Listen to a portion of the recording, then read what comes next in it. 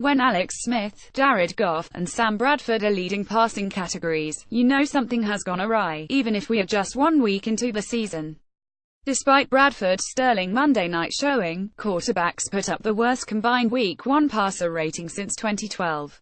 And when it came to actually scoring through the air, they tallied the fewest touchdowns per game for an opening group since 2010. Yes, some truly putrid performances brought down those numbers. But even Pro Bowlers and MVPs Cam Newton, Aaron Rodgers, and Russell Wilson were mediocre at best. Why 1. Bad quarterbacks. If we assume a QB is in his prime from age 27 through 31, then we only had 9 such players start on Sunday: Matthew Stafford, Cam Newton, Russell Wilson, Tyrod Taylor, Kirk Cousins, Mike Glennon, Andy Dalton, Brian Hoyer, and Scott Tolzien.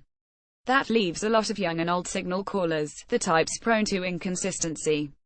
Plus, QB quality usually decreases over the course of the season as injuries mount. 0.2. Bad offensive lines. There were more sacks per game in Week 1 than in any opening weekend since 2011. That could be the result of teams prioritizing pass rush in today's NFL or of new blocking units failing to congeal in time for the regular season. Either way, it could prevent us from seeing high-level football if the issues continue. Jenny Vrontas dives deeper into the topic by looking at the Giants and Seahawks' failure to score a touchdown on Sunday. 3. Bad matchups. Rodgers had to face a stacked Seahawks front seven. Dak Prescott battled with a Giants defense that should finish among the league's best. Same with Drew Brees against Minnesota. Maybe once those guys get to face more manageable opponents, they'll get back on track. How's that for optimism? But that still leaves last year's top 2 MVP finishes and Super Bowl combatants Tom Brady lowest completion percentage since 2006 and Matt Ryan avoided his first scoreless outing since 2015, and possibly an upset loss to Chicago, with a touchdown toss in the fourth quarter. To find out what went wrong with them, I turned to the MMQB's resident film expert, Andy Benoit. You can hear him every week on the MMQB 10 Things podcast. Feldman: Andy, what did the Chiefs and Bears do to limit these two QBs? Benoit: for Brady, the Chiefs frequently rushed 3 and dropped 8 into coverage. Corners Marcus Peters and Terrence Mitchell were winning one-on-one outside, so the overloaded coverage really clogged the middle of the field. That reduced New England's passing attack, and it didn't help that top interior receiver Julian Edelman was out. For Atlanta, the Bears took away the run and played a lot of their usual 2 deep coverages.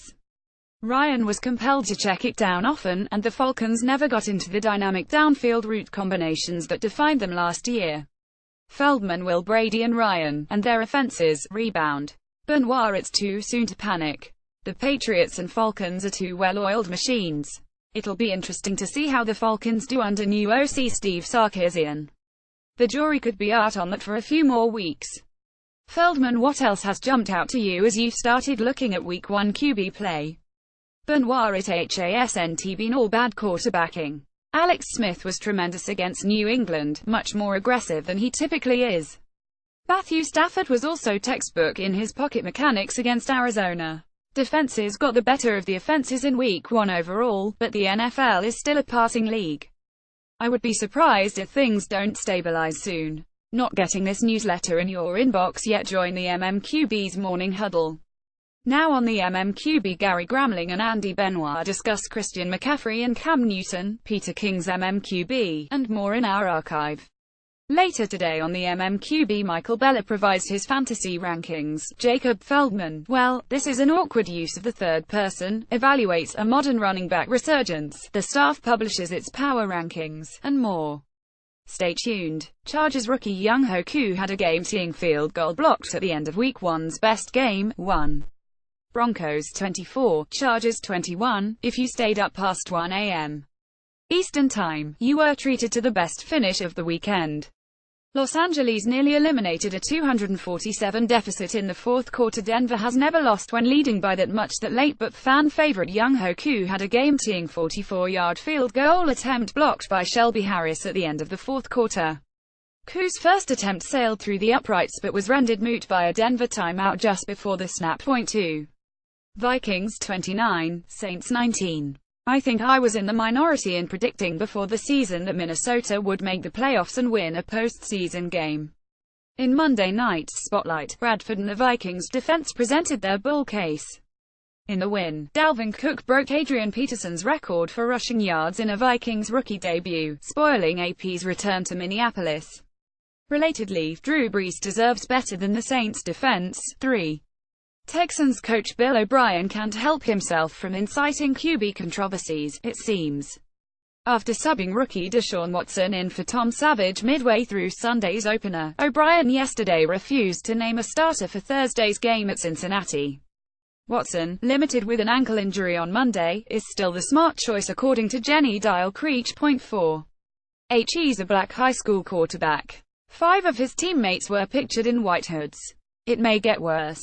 Chiefs safety Eric Berry faces a lengthy rehab after tearing an Achilles tendon. He's already overcome something way worse.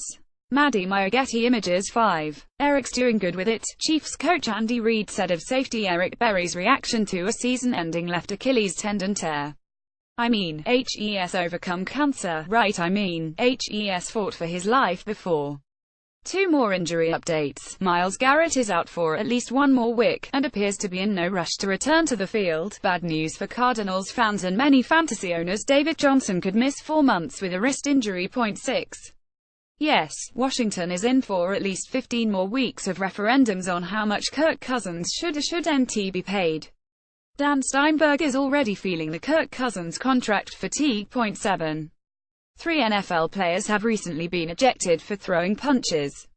Except none of them actually threw a punch.